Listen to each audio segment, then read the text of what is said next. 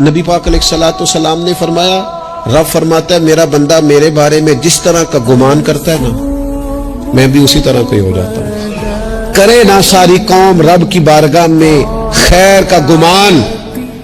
حضور کی اس حدیث کو سامنے رکھے اور اہلیان پاکستان گمان کرے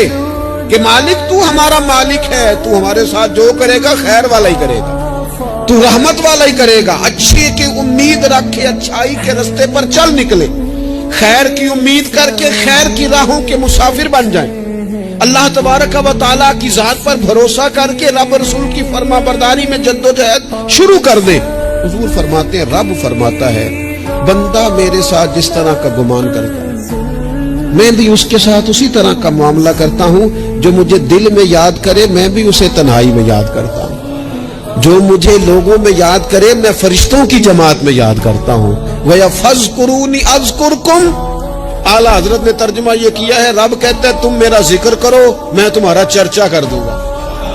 چرچے ہو جائیں گے تمہارے دنیا میں، تم میری یاد کرو میں تمہاری یاد کروں گا، تمہارا تذکرہ ہوگا۔